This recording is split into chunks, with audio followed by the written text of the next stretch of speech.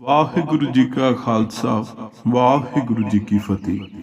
ਪੁਰਾਣੇ ਵੇਲਿਆਂ ਦੀ ਗੱਲ ਹੈ ਕਿ ਇੱਕ ਨਗਰ ਦਾ ਰਾਜਾ ਸੀ। ਬੜਾ ਸਿਆਣਾ ਸੀ, ਬੜਾ ਜ਼ਹੀਨ ਸੀ, ਦਾਨਿਸ਼ਮੰਦ ਸੀ। ਦਿਮਾਗ ਉਹਦੇ ਕੋਲੇ ਇੰਨਾ ਸੀ ਕਿ ਦਿਮਾਗ ਦੀ ਬਦੌਲਤ ਉਹ ਆਏ ਦਿਨ ਕੁਛ ਨਾ ਕੁਛ ਹਿੱਸਾ ਆਪਣੇ ਰਾਜ ਵਿੱਚ ਨਵਾਂ ਜੋੜ ਲਿਆ ਕਰਦਾ। ਦਰਅਸਲ ਜਿਸ ਖਿੱਤੇ ਵਿੱਚ ਉਹ ਰਾਜ ਕਰਦਾ ਸੀ, ਉਸ ਖਿੱਤੇ ਦੀ ਭੂਗੋਲਿਕ ਸਥਿਤੀ ਐਸੀ ਸੀ ਕਿ ਆਏ ਦਿਨ ਕਿਸੇ ਨਾ ਕਿਸੇ ਪਾਸਿਓਂ ਕੋਈ ਹਮਲਾਵਰ ਚੜ ਆਇਆ ਕਰਦਾ। ਪਰ ਉਸ ਰਾਜੇ ਦੀ ਦਾਨਿਸ਼ਮੰਦੀ, ਉਹਦੀ ਦਿਨਾਈ, ਉਹਦੀ ਅਕਲ ਕਰਕੇ ਉਹ ਹਮੇਸ਼ਾ ਜੇਤੂ ਰਿਹਾ ਕਰਦਾ। ਜਿਹੜੀ ਉਸਦੀ ਪ੍ਰਜਾ ਸੀ, ਜਿਹੜੇ ਉਸਦੇ ਲੋਕ ਸਨ, ਉਹ ਵੀ ਮੂੰਹੋਂ ਮੂੰਹ ਸਿਫਤਾਂ ਕਰਿਆ ਕਰਦੇ। ਦੂਰ ਦੂਰ ਤੱਕ ਉਸ ਰਾਜੇ ਦੀ ਅਕਲ ਦੇ ਚਰਚੇ ਹੁੰਦੇ ਸਨ ਕਿ ਇੰਨਾ ਸਿਆਣਾ। ਕਦੇ ਵੀ ਕਿਸੇ ਪਾਸਿਓਂ ਹਮਲਾ ਹੋ ਜਾਂਦਾ। ਕਈ ਵਾਰ ਤਾਂ ਇਸ ਤਰ੍ਹਾਂ ਹੁੰਦਾ ਹੈ ਕਿ ਦੋ ਪਾਸਿਓਂ ਹਮਲਾਵਰ ਇਕੱਠੇ ਆ ਜਾਂਦੇ ਨੇ।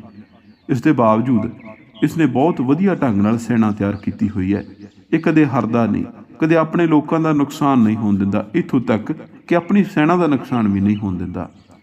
ਰਾਜਾ ਖੁਸ਼ ਸੀ, ਸਭ ਕੁਝ ਠੀਕ ਠਾਕ ਚੱਲ ਰਿਹਾ ਸੀ। ਜਦੋਂ ਵੀ ਲੋਕ ਚੰਗੀ ਜ਼ਿੰਦਗੀ ਦਾ ਸੁਪਨਾ ਲੈਂਦੇ ਤਾਂ ਉਹ ਇਹੀ ਕਿਹਾ ਕਰਦੇ ਸੀ ਕਿ ਜ਼ਿੰਦਗੀ ਹੋਵੇ ਤਾਂ ਰਾਜੇ ਵਰਗੀ। ਪਰ ਰਾਜੇ ਨੂੰ ਇੱਕ ਅਧੂਰਾਪਣ ਹਮੇਸ਼ਾ ਤੋਂ ਖਲਦਾ ਰਹਿੰਦਾ ਸੀ। ਉਸ ਨੂੰ ਇੱਕ ਚੀਜ਼ ਰੜਕਦੀ ਰਹਿੰਦੀ ਸੀ, ਉਹ ਇਹ ਸੀ ਕਿ ਉਸ ਦੇ ਘਰ ਔਲਾਦ ਨਹੀਂ ਸੀ। ਉਹ ਹਮੇਸ਼ਾ ਪ੍ਰਮਾਤਮਾ ਅੱਗੇ ਦੁਆਵਾਂ ਕਰਦਾ ਹੁੰਦਾ ਸੀ ਕਿ ਪ੍ਰਮਾਤਮਾ, ਜੇ ਮੇਰੇ ਘਰ ਔਲਾਦ ਨਾ ਹੋਵੇ ਤੇ ਮੇਰਾ ਰਾਜ ਭਾਗ ਕਿਵੇਂ ਚੱਲੇਗਾ। ਇਸ ਕਰਕੇ ਜਦੋਂ ਉਸ ਦੀ ਉਮਰ ਵਧਣ ਲੱਗੀ, ਜਦੋਂ ਉਹ ਉਮਰ ਦਰਾਜ਼ ਹੁੰਦਾ ਗਿਆ, ਤਾਂ ਉਸਨੇ ਇੱਕ ਚੀਜ਼ ਸੋਚ ਲਈ ਕਿ ਜੇ ਮੇਰੇ ਘਰ ਔਲਾਦ ਨਹੀਂ ਤਾਂ ਮੇਰੀ ਪ੍ਰਜਾ ਵੀ ਮੇਰੀ ਆਪਣੀ ਹੈ। ਇਹਨਾਂ ਵਿੱਚੋਂ ਕਿਸੇ ਇੱਕ ਯੋਗ ਬੰਦੇ ਨੂੰ ਮੈਂ ਰਾਜ ਭਾਗ ਤੇ ਬਿਠਾ ਦਿਆਂਗਾ ਤੇ ਰਾਜ ਨੂੰ ਮੈਂ ਵਾਂਝਾ ਨਹੀਂ ਰਹਿਣ ਦਿਆਂਗਾ। ਰਾਜ ਨੂੰ ਰਾਜੇ ਦੀ ਜ਼ਰੂਰਤ ਰਹਿਣੀ ਹੈ, ਨਹੀਂ ਤਾਂ ਜਿੰਨੇ ਹਮਲਾਵਰ ਇੱਥੇ ਆਉਂਦੇ ਨੇ, ਕਿਸੇ ਨਾ ਕਿਸੇ ਨੇ ਇਸ ਖਿੱਤੇ ਤੇ ਕਾਬਜ਼ ਹੋ ਜਾਣਾ ਹੈ। ਸੋ ਜਦੋਂ ਇੱਕ ਵਾਰ ਉਸ ਨੂੰ ਪਤਾ ਲੱਗ ਗਿਆ ਕਿ ਹੁਣ ਮੇਰੇ ਘਰ ਔਲਾਦ ਨਹੀਂ ਹੋਣੀ, ਇੱਕ ਦਿਨ ਐਸਾ ਆਇਆ, ਉਸਨੇ ਆਪਣੇ ਮੰਤਰੀਆਂ ਸੰਤਰੀਆਂ ਨੂੰ ਇਕੱਠੇ ਕਰਕੇ ਕਿਹਾ ਕਿ ਹੁਣ ਇਹ ਸਹੀ ਸਮਾਂ, ਆਪਾਂ ਇੱਕ ਯੋਗ ਉਮੀਦਵਾਰ ਸੋਚ ਲਈਏ ਜਿਹੜਾ ਮੇਰੇ ਬਾਅਦ ਗੱਦੀ ਨਸ਼ੀਨ ਹੋ ਜਾਵੇ। ਉਹਨਾਂ ਨੇ ਸਾਰੇ ਰਾਜ ਦੇ ਵਿੱਚ ਡੰਕਾ ਪਿਟਵਾ ਦਿੱਤਾ। ਡਗੇ ਪਿੱਟੇ ਗਏ, ਢੋਲ ਵੱਜ ਗਏ ਕਿ ਰਾਜੇ ਨੂੰ ਇੱਕ ਯੋਗ ਉਮੀਦਵਾਰ ਦੀ ਲੋੜ ਹੈ। ਜਿਹੜੇ ਜਿਹੜੇ ਚਾਹਵਾਨ ਹਨ ਉਹ ਅਗਲੇ 1 ਮਹੀਨੇ ਦੇ ਵਿੱਚ ਰਾਜ ਦਰਬਾਰ ਜਾ ਕੇ ਰਾਜੇ ਦੇ ਸਵਾਲਾਂ ਦੇ ਉੱਤਰ ਦੇ ਦੇਣ ਤੇ ਰਾਜਾ ਦੇਖ ਲਵੇਗਾ ਕਿ ਕਿਹੜਾ ਸਭ ਤੋਂ ਯੋਗ ਹੈ। ਸੋ ਜਿੰਨੇ ਵੀ ਯੋਗ ਉਮੀਦਵਾਰ ਹਨ 1 ਮਹੀਨੇ ਦੇ ਵਿੱਚ ਰਾਜ ਦਰਬਾਰ ਜਾ ਕੇ ਸਵਾਲ ਜਵਾਬ ਕਰ ਆਉਣ। ਸੋ ਪਹਿਲੇ ਦਿਨ ਤੋਂ ਹੀ ਸਿਲਸਿਲਾ ਚਾਲੂ ਹੋ ਗਿਆ। ਹਰ ਰੋਜ਼ ਸੈਂਕੜਿਆਂ ਦੀ ਗਿਣਤੀ ਵਿੱਚ ਆਇਆ ਕਰਦੇ, ਕਦੇ ਕਦੇ ਹਜ਼ਾਰਾਂ ਦੀ ਗਿਣਤੀ ਵਿੱਚ। ਜਦੋਂ ਉਹ ਰਾਜ ਦਰਬਾਰ ਆਇਆ ਕਰਦੇ, ਬਹੁਤਿਆਂ ਨੂੰ ਤਾਂ ਬਾਹਰੋਂ ਹੀ ਮੋੜ ਦਿੱਤਾ ਜਾਂਦਾ, ਕਿਉਂਕਿ ਇੱਕ ਰਾਜੇ ਦਾ ਬਣਾਇਆ ਹੋਇਆ ਢੰਗ ਸੀ, ਤਰੀਕਾ ਸੀ। ਰਾਜੇ ਨੇ ਘਾਟ ਕੱਟੀ ਹੋਈ ਸੀ। ਕੁਝ ਉਮੀਦਵਾਰ ਅੱਗੇ ਜਾਂਦੇ, ਉਹ ਥੋੜਾ ਸਮਾਂ ਇੰਤਜ਼ਾਰ ਕਰਦੇ। ਸ਼ਾਮ ਵੇਲੇ ਰਾਜਾ ਬੈਠਿਆ ਕਰਦਾ, ਉਹਨਾਂ ਨੇ ਸਵਾਲ ਜਵਾਬ ਕਿਸੇ ਤੋਂ ਇੱਕ ਪੁੱਛਦਾ, ਕਿਸੇ ਤੋਂ 2, ਤੇ ਫਿਰ ਉਹਨਾਂ ਨੂੰ ਘਰ ਨੂੰ ਵਾਪਸ ਭੇਜ ਦਿਆ ਕਰਦਾ। ਲੋਕ ਬੜੇ ਹੈਰਾਨ ਹੋਣ ਲੱਗੇ ਕਿ ਚੱਲ ਕੀ ਰਿਹਾ, ਸਾਡੀ ਸਮਝ ਤੋਂ ਪਰੇ ਹੈ।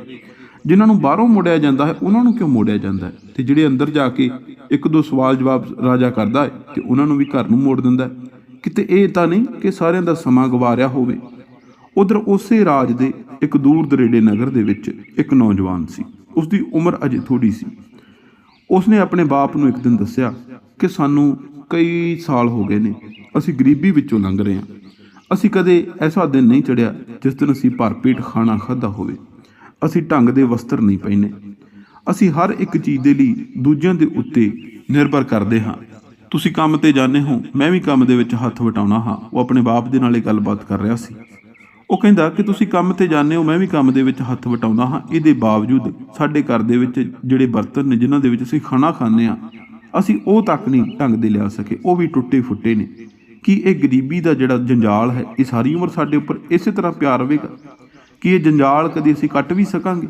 ਕਦੀ ਇਸ ਤਰ੍ਹਾਂ ਦਾ ਦਿਨ ਚੜ੍ਹੇਗਾ ਕਿ ਜਿਸ ਦਿਨ ਆਪਾਂ ਕਹਾਂਗੇ ਕਿ ਹਾਂ, ਅੱਜ ਅਸੀਂ ਭਰ ਪੇਟ ਖਾਣਾ ਖਾਧਾ? ਇਹ ਗੱਲਾਂ ਬਾਤਾਂ ਉਹ ਕਰ ਹੀ ਰਹੇ ਸਨ ਕਿ ਇੰਨੇ ਨੂੰ ਉਹਨਾਂ ਦੇ ਨਗਰ ਵਿੱਚ ਵੀ ਉਹ ਡਗਾ ਪਿੱਟ ਗਿਆ ਭਾਈ, ਜਿਹੜਾ ਰਾਜ ਦਰਬਾਰੋਂ ਆਇਆ ਹੋਇਆ ਸੀ। ਉਹ ਡੰਕੇ ਦੀ ਚੋਟ ਤੇ ਇੱਕ ਉਹ ਗੱਲ ਵਾਰ-ਵਾਰ ਕਰ ਰਿਹਾ ਸੀ ਕਿ ਰਾਜੇ ਨੂੰ ਯੋਗ ਉਮੀਦਵਾਰ ਦੀ ਲੋੜ ਹੈ। ਰਾਜਾ ਚਾਹੁੰਦਾ ਹੈ ਕਿ ਕੋਈ ਉਸਦਾ ਰਾਜ ਭਾਗ ਆ ਕੇ ਸਾਂਭ ਲਵੇ। ਰਾਜਾ ਜਿਉਂਦਿਆਂ ਜੀ ਉਸ ਨੂੰ ਬਹੁਤ ਸਾਰਾ ਕੁਝ ਸਿਖਾ ਕੇ ਜਾਵੇਗਾ ਤਾਂ ਕਿ ਉਹ ਵੀ ਸਾਡੇ ਹੁਣ ਦੇ ਮੌਜੂਦਾ ਰਾਜੇ ਵਾਂਗ ਪਰਪੱਕ ਹੋਵੇ। ਉਹ ਵੀ ਹਰ ਇੱਕ ਵਿਰੋਧੀ ਦਾ ਮੂੰਹ ਤੋੜਵਾਂ ਜਵਾਬ ਦੇ ਸਕੇ। ਰਾਜਾ ਚਾਹੁੰਦਾ ਹੈ ਕਿ 2-4 ਸਾਲਾਂ ਦੇ ਵਿੱਚ ਮੈਂ ਅਗਲੇ ਬੰਦੇ ਨੂੰ ਰਾਜਾ ਬਣਾ ਜਾਵਾਂ, ਤਖਤ ਨਸ਼ੀਨ ਕਰ ਦਿਆਂ। ਇਹ ਗੱਲਬਾਤ ਜਦੋਂ ਉਸ ਗਰੀਬ ਘਰ ਦੇ ਵਿੱਚ ਉਸ ਇਨਸਾਨ ਦੇ ਉਸ ਬੱਚੇ ਦੇ ਕੰਨੀ ਪਈ, ਉਹ ਆਪਣੇ ਬਾਪ ਨੂੰ ਕਹਿਣ ਲੱਗਾ ਕਿ ਬਾਪੂ ਜੀ, ਮੈਂ ਚਾਹੁੰਦਾ ਹਾਂ ਕਿ ਮੈਂ ਵੀ ਰਾਜ ਦਰਬਾਰ ਜਾ ਆਵਾਂ। ਉਸਦਾ ਬਾਪ ਕਹਿਣ ਲੱਗਿਆ ਕਿ ਪੁੱਤਰ, ਇਹ ਚੀਜ਼ਾਂ ਸਾਡੇ ਲਈ ਨਹੀਂ ਬਣੀਆਂ। ਸਾਡੇ ਲਈ ਕੀ ਬਣਿਆ ਹੈ ਕਿ ਅਸੀਂ ਕਈ ਦਾ, ਰੰਬੇ ਦਾ, ਕੁਹਾੜੀ ਦਾ ਕੰਮ ਕਰੀਏ। ਇਹ ਚੀਜ਼ਾਂ ਸਾਡੇ ਵਾਸਤੇ ਨੇ। ਤੁਹਾਨੂੰ ਪਤਾ ਨਾ ਕਿ ਪਿਛਲੇ ਸਮੇਂ ਤੋਂ ਕਿੰਨੇ ਚਿਰ ਤੋਂ ਕਿੰਨੇ ਨਗਰਾਂ ਦੇ ਲੋਕ ਗਏ ਨੇ, ਕਿੰਨੇ ਬੱਚੇ ਗਏ ਨੇ, ਕਿੰਨੇ ਸਿਆਣੇ ਗਏ ਨੇ। ਕਈਆਂ ਨੂੰ ਰਾਜਾ ਦਰਬਾਰ ਤੋਂ ਵਾਪਿਸ ਕਰ ਦਿੰਦਾ ਹੈ, ਅੰਦਰ ਵੀ ਨਹੀਂ ਵੜਨ ਦਿੰਦਾ। ਜਿਹੜੇ ਅੰਦਰ ਵੜਦੇ ਹਨ ਉਹ ਝੱਟ ਤੋਂ ਪਹਿਲਾਂ ਰਾਜਾ ਉਹਨਾਂ ਨੂੰ ਬਾਹਰ ਕਰ ਦਿੰਦਾ ਹੈ। ਸੋ ਆਪਣਾ ਜਾਣਾ ਬਣਦਾ ਹੀ ਨਹੀਂ। ਬੱਚਾ ਜਿੱਦ ਕਰਨ ਲੱਗਿਆ, ਕਹਿੰਦਾ ਨਹੀਂ, ਇਹ ਗਰੀਬੀ ਦਾ ਜੰਜਾਲ ਤੋੜਨ ਦਾ ਸਭ ਤੋਂ ਬਿਹਤਰੀਨ ਮੌਕਾ ਹੈ। ਇਸ ਤੋਂ ਬਿਹਤਰੀਨ ਮੌਕਾ ਮੈਨੂੰ ਕਦੇ ਨਹੀਂ ਮਿਲ ਸਕਦਾ। ਉਹ ਆਪਣੀ ਮਾਂ ਨੂੰ ਕਹਿਣ ਲੱਗਿਆ ਕਿ ਕਿਵੇਂ ਨਾ ਕਿਵੇਂ ਕਰਕੇ ਮੈਨੂੰ ਢੰਗ ਦੇ ਵਸਤਰ ਦੇ ਦਿਓ, ਮੈਂ ਜਾਣਾ ਹੈ। ਕਿਉਂਕਿ ਜੇ ਰਾਜੇ ਨੇ ਅਗਲਾ ਰਾਜਕੁਮਾਰ ਚੁਣਨਾ ਹੈ, ਅਗਲਾ ਰਾਜਾ ਬਣਾਉਣਾ ਹੈ, ਤਾਂ ਪਾਟੇ ਵਸਤਰਾਂ ਦੇ ਵਿੱਚ ਤਾਂ ਆਪਾਂ ਜਾ ਨਹੀਂ ਸਕਦੇ। ਉਸ ਦਾ ਬਾਪ ਉਸ ਨੂੰ ਫਿਰ ਕਹਿਣ ਲੱਗਿਆ ਕਿ ਖੁਦ ਸੋਚ, ਸਾਡੇ ਕੋਲੇ ਪਹਿਨਣ ਲਈ ਵਸਤਰ ਨਹੀਂ ਤੇ ਆਪਾਂ ਨੂੰ ਰਾਜ ਹੀ ਬੰਦਾ, ਰਾਜ ਭਾਗ ਸਾਂਭਣ ਦਾ ਸੁਪਨਾ ਲੈਣਾ ਸੋਭਦਾ ਹੈ? ਨਹੀਂ ਸੋਭਦਾ। ਇਸ ਕਰਕੇ ਪੁੱਤਰ ਆ, ਆਪਣਾ ਸਮਾਂ ਨਾ ਵਿਅਰਥ ਕਰ, ਮੇਰੇ ਨਾਲ ਕੰਮ ਤੇ ਜਾ। ਪਰ ਉਹ ਬੱਚਾ ਜਿੱਦ ਫੜ ਗਿਆ, ਉਹ ਜਿੱਦ ਤੇ ਇੱਕੋ ਗੱਲ ਤੇ ਅੜ ਗਿਆ। ਉਸਨੇ ਆਪਣੀ ਮਾਂ ਨੂੰ ਕਿਹਾ ਕਿ ਜੇਕਰ ਇੱਕ ਢੰਗ ਦਾ, ਇੱਕ ਰੰਗ ਦਾ ਕੋਈ ਵਸਤਰ ਨਹੀਂ ਤਾਂ 2-4 ਕੱਪੜਿਆਂ ਦੇ ਟੋਟੇ ਜੋੜ ਕੇ ਮੈਨੂੰ ਚੋਲਾ ਜਾ ਬਣਾ ਦੇ, ਤਾਂ ਕਿ ਮੈਂ ਆਪਣਾ ਨੰਗੇਜ ਢੱਕ ਸਕਾਂ, ਮੈਂ ਪਾਟੇ ਪੁਰਾਣੇ ਕੱਪੜੇ ਪਾ ਕੇ ਨਾ ਜਾਵਾਂ। ਉਸ ਦੀ ਮਾਂ ਨੇ ਕਿਹਾ ਕਿ ਠੀਕ ਹੈ, ਪਰ ਤੂੰ ਅੱਜ ਨਹੀਂ ਜਾ ਸਕੇਂਗਾ, ਮੈਨੂੰ 2 ਕੁ ਦਿਨ ਦਾ ਸਮਾਂ ਦੇ। ਉਹ ਕਹਿੰਦਾ ਠੀਕ ਹੈ ਮਾਂ। ਰਾਜੇ ਨੇ ਵੀ ਮਹੀਨੇ ਦਾ ਸਮਾਂ ਕਿਹਾ ਹੈ, ਅਜੇ ਤਾਂ ਕੁਛ ਦਿਨ ਹੀ ਬੀਤੇ ਨੇ। ਸੋ 2 ਕੁ ਦਿਨਾਂ ਦੇ ਵਿੱਚ ਉਹਦੀ ਮਾਂ ਨੇ ਇੱਕ ਲੰਮਾ ਸਾਰਾ ਚੋਲਾਨੁਮਾ ਇੱਕ ਵਸਤਰ ਉਹਨੂੰ ਤਿਆਰ ਕਰਕੇ ਦਿੱਤਾ, ਜੋ ਸਿਰ ਤੋਂ ਲੈ ਕੇ ਪੈਰਾਂ ਤੱਕ ਜਾਂਦਾ ਸੀ, ਜਿਹਦੇ ਵਿੱਚ ਭਾਂਤ-ਭਾਂਤ ਦੀਆਂ ਟਾਕੀਆਂ ਲੱਗੀਆਂ ਹੋਈਆਂ ਸਨ, ਪਰ ਇਹ ਫਟਿਆ ਨਹੀਂ ਸੀ। ਇਹ ਹੁਣ ਕਈ ਰੰਗਾਂ ਦਾ ਇੱਕ ਰੰਗਦਾਰ ਜਿਹਾ ਚੋਲਾ ਬਣ ਗਿਆ ਸੀ। ਸੋ ਅਗਲੇ ਦਿਨ ਉਹ ਚੋਲਾ ਪਹਿਨ ਕੇ ਤੁਰ ਪਿਆ ਰਾਜ ਦਰਬਾਰ ਵੱਲ ਨੂੰ। ਰਾਜ ਦਰਬਾਰ ਵੱਲ ਨੂੰ ਜਾਂਦਾ ਹੈ। ਹੁਣ ਉਸਦੇ ਬਾਪ ਨੇ ਉਸ ਨੂੰ ਕੁਛ ਵੀ ਨਹੀਂ ਸੀ ਦਿੱਤਾ, ਕਿਉਂਕਿ ਉਹਨਾਂ ਕੋਲ ਕੁਛ ਵੀ ਨਹੀਂ ਸੀ, ਪੈਦਲ ਹੀ ਜਾਣਾ ਸੀ। ਉਹਦੇ ਕੋਲ ਸਿਰਫ ਇੱਕ ਰੋਟੀ ਸੀ। ਉਸ ਨੂੰ ਇਹ ਸੀ ਕਿ ਜਦੋਂ ਮੈਂ ਵਾਪਸ ਲੌਟ ਰਿਹਾ ਹੋਊਂਗਾ, ਪਰਤ ਰਿਹਾ ਹੋਊਂਗਾ ਘਰ ਨੂੰ, ਕਿਤੇ ਬੈਠ ਕੇ ਉਹ ਰੋਟੀ ਖਾ ਲਵਾਂਗਾ। ਸੋ ਉਹ ਦੇਖਦਾ ਹੈ ਕਿ ਰਾਜ ਦਰਬਾਰ ਨੂੰ ਜਦੋਂ ਤੁਰਿਆ ਜਾਂਦਾ ਹੈ, ਉਸ 'ਤੇ ਕਈ ਕਿਸਮ ਦੇ ਮੰਗਣ ਵਾਲੇ ਭਿਖਾਰੀ ਫਕੀਰ ਲੋਕ ਬੈਠੇ ਨੇ। ਇੱਕ ਥਾਂ ਤੇ ਇੱਕ ਫਕੀਰ ਉਸ ਨੂੰ ਆਵਾਜ਼ ਮਾਰ ਲੈਂਦਾ ਹੈ ਕਿ ਕਾਕਾ ਰੁਕ ਮੇਰੇ ਕੋਲ। ਉਹ ਰੁਕ ਜਾਂਦਾ ਹੈ, ਕਹਿੰਦਾ ਦੱਸੋ ਜੀ ਕੀ ਚਾਹੀਦਾ ਹੈ? ਉਹ ਕਹਿੰਦਾ ਮੈਨੂੰ ਕੁਛ ਨਹੀਂ ਚਾਹੀਦਾ, ਮੈਨੂੰ ਤੇਰਾ ਬਸਤਰ ਬੜਾ ਪਿਆਰਾ ਲੱਗਾ ਹੈ, ਮੈਂ ਚਾਹੁੰਦਾ ਕਿ ਤੂੰ ਆਪਣਾ ਇਹ ਬਸਤਰ ਉਤਾਰ ਕੇ ਮੈਨੂੰ ਦੇ ਜਾਵੇਂ। ਨੌਜਵਾਨ ਦੱਸਣ ਲੱਗਿਆ ਕਿ ਮੈਂ ਜਾਣਾ ਤਾਂ ਬੜੇ ਜ਼ਰੂਰੀ ਕੰਮ ਹੈ, ਮੇਰੇ ਥੱਲੇ ਪਾਟੇ ਬਸਤਰ ਪਾਏ ਹੋਏ ਨੇ, ਜੇ ਮੈਂ ਇਹ ਉਤਾਰ ਕੇ ਤੁਹਾਨੂੰ ਦੇ ਗਿਆ ਤਾਂ ਫਿਰ ਸ਼ਾਇਦ ਉਹ ਮੈਨੂੰ ਅੰਦਰ ਨਹੀਂ ਵੜਨ ਦੇਣਗੇ। ਉਹ ਕਹਿੰਦਾ ਜੇਕਰ ਤੁਸੀਂ ਇੱਕ ਰੋਟੀ ਖਾਣੀ ਹੈ ਉਹ ਮੈਂ ਤੁਹਾਨੂੰ ਦੇ ਸਕਦਾ, ਬਸਤਰ ਜੇ ਹੋ ਸਕੇ ਤਾਂ ਮੈਨੂੰ ਪਹਿਨ ਲੈਣ ਦਿਓ। ਪਰ ਫਕੀਰ ਕਹਿਣ ਲੱਗਿਆ ਕਿ ਨਹੀਂ ਭਾਈ, ਮੈਨੂੰ ਬਸਤਰ ਦੀ ਜ਼ਰੂਰਤ ਹੈ, ਖਾਣਾ ਤਾਂ ਮੈਨੂੰ ਹੋਰ ਕੋਈ ਖਵਾ ਗਿਆ। ਬੱਚੇ ਨੇ ਦੂਜੀ ਵਾਰ ਨਹੀਂ ਸੋਚਿਆ, ਇੱਕ ਵਾਰੀ ਉਸਨੇ ਬੇਨਤੀ ਕਰ ਲਈ ਸੀ। ਉਸਨੇ ਬਸਤਰ ਉਤਾਰ ਕੇ ਉਸ ਨੂੰ ਦੇ ਦਿੱਤਾ ਅਤੇ ਪਾਟੇ ਕੱਪੜਿਆਂ ਦੇ ਵਿੱਚ ਹੀ ਉਹ ਰਾਜ ਦਰਬਾਰ ਵੱਲ ਨੂੰ ਕੂਚ ਕਰ ਗਿਆ। ਰਾਜ ਦਰਬਾਰ ਤੇ ਜਾਂਦਾ ਹੈ, ਮੰਤਰੀਆਂ ਸੰਤਰੀਆਂ ਨੇ ਉਸ ਨੂੰ ਰੋਕਿਆ ਨਹੀਂ, ਅੱਗੇ ਲੰਘਣ ਦਿੱਤਾ। ਅੱਗੇ ਲੰਘ ਕੇ ਜਾ ਕੇ ਉਸਨੇ ਥੋੜਾ ਸਮਾਂ ਇੰਤਜ਼ਾਰ ਕੀਤਾ ਤੇ ਉੱਥੇ ਉਹ ਰਾਜਾ ਆਣ ਪਹੁੰਚਿਆ। ਰਾਜੇ ਨੇ ਕਿਹਾ ਉਸ ਪਾਟੇ ਕੱਪੜਿਆਂ ਵਾਲੇ ਨੂੰ ਕਿ ਤੂੰ ਬੈਠਾ ਰਹਿ, ਬਾਕੀ ਸਾਰੇ ਬਾਹਰ ਚਲੇ ਜਾਣ। ਰਾਜੇ ਨੇ ਕਿਹਾ ਕਿ ਉੱਠ ਕੇ ਮੇਰੇ ਕੋਲ ਆ। ਜਦੋਂ ਉੱਠ ਕੇ ਕੋਲ ਜਾਂਦਾ ਹੈ ਤਾਂ ਉਹ ਬੜਾ ਹੈਰਾਨ ਹੁੰਦਾ ਹੈ। ਉਸਦੀ ਸਮਝ ਵਿੱਚ ਆਉਂਦਾ ਹੈ ਕਿ ਇਸ ਦੀ ਸ਼ਕਲ ਉਸ ਫਕੀਰ ਨਾਲ ਇੰਨੀ ਕਿਉਂ ਰਲਦੀ ਮਿਲਦੀ ਹੈ। ਉਹ ਇਸ ਤੋਂ ਪਹਿਲਾਂ ਕਿ ਰਾਜਾ ਉਸ ਨੂੰ ਕੋਈ ਸਵਾਲ ਕਰਦਾ ਤਾਂ ਉਹ ਕਹਿੰਦਾ ਕਿ ਮੈਨੂੰ ਮੁਆਫ ਕਰਨਾ, ਮੈਂ ਇੱਕ ਸਵਾਲ ਕਰਨਾ ਚਾਹੁੰਦਾ ਹਾਂ।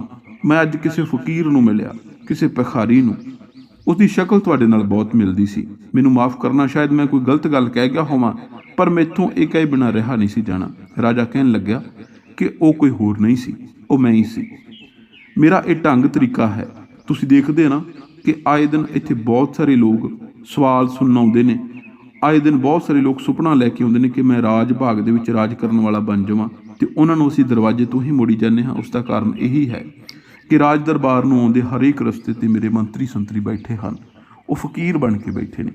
ਉਹ ਦੇਖਦੇ ਨੇ ਕਿ ਕਿਹੜਾ ਉਹ ਬੰਦਾ ਹੈ ਜਿਸ ਦੇ ਵਿੱਚ ਇੰਨੀ ਦਇਆ ਭਾਵਨਾ, ਨਿਮਰਤਾ ਹੈ, ਜਿਹੜਾ ਆਪਣੀ ਪ੍ਰਜਾ ਦੇ ਨਾਲ ਢੰਗ ਦੇ ਨਾਲ ਰਹਿ ਸਕੇਗਾ, ਕਿਹੜਾ ਲੋੜਵੰਦਾਂ ਦੀ ਸੁਣਦਾ ਹੈ, ਕਿਹੋ ਜਿਹੀ ਗੱਲਬਾਤ ਕਰਦਾ ਹੈ। ਇਸੇ ਕਰਕੇ ਅਸੀਂ ਬਹੁਤਿਆਂ ਨੂੰ ਰਸਤੇ ਦੇ ਵਿੱਚੋਂ ਹੀ ਮੋੜ ਦਿੰਦੇ ਹਾਂ, ਬਹੁਤਿਆਂ ਨੂੰ ਦਰਵਾਜ਼ੇ ਤੋਂ ਮੋੜ ਦਿੰਦੇ ਹਾਂ।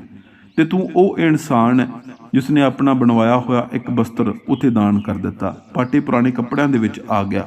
ਸੋ ਅੱਜ ਤੋਂ ਮੇਰੀ ਇਹ ਪਾਲ ਖਤਮ ਹੋ ਗਈ, ਤੂੰ ਇਸ ਰਾਜ ਦਾ ਨਵਾਂ ਰਾਜਾ ਹੈ। ਸੋ ਕਹਾਣੀਕਾਰ ਇਸ ਕਹਾਣੀ ਦੀ ਕਈ ਸਿੱਖਿਆਵਾਂ ਦਿੰਦਾ ਹੈ। ਸਭ ਤੋਂ ਪਹਿਲੀ ਸਿੱਖਿਆ ਇਹ ਕਿ ਜੇਕਰ ਉਹ ਬੱਚਾ ਆਪਣੇ ਘਰੋਂ ਨਿਕਲਦਾ ਹੀ ਨਾ, ਜੇ ਉਹ ਇੱਕੋ ਗੱਲ ਹੀ ਸੋਚ ਲੈਂਦਾ ਕਿ ਮਾਂ ਨੇ ਮਨਾ ਕਰ ਦਿੱਤਾ ਹੈ, ਪਿਓ ਨੇ ਵੀ ਮਨਾ ਕਰ ਦਿੱਤਾ ਹੈ, ਸਾਡੇ ਸਮਾਜ ਨੇ ਮਨਾ ਕਰ ਦਿੱਤਾ, ਮੈਂ ਇਸ ਕੰਮ ਲਈ ਬਣਿਆ ਹੀ ਨਹੀਂ, ਮੈਨੂੰ ਇਸ ਕੋਸ਼ਿਸ਼ ਨੂੰ ਇੱਥੇ ਹੀ ਛੱਡ ਦੇਣਾ ਚਾਹੀਦਾ ਜਾਂ ਕੋਸ਼ਿਸ਼ ਹੀ ਨਹੀਂ ਕਰਨੀ ਚਾਹੀਦੀ, ਤਾਂ ਫਿਰ ਉਹ ਰਾਜਾ ਨਾ ਬਣਦਾ। ਸੋ ਇਸੇ ਤਰ੍ਹਾਂ ਸਾਡੇ ਨਾਲ ਕਈ ਵਾਰੀ ਵਾਪਰਦਾ।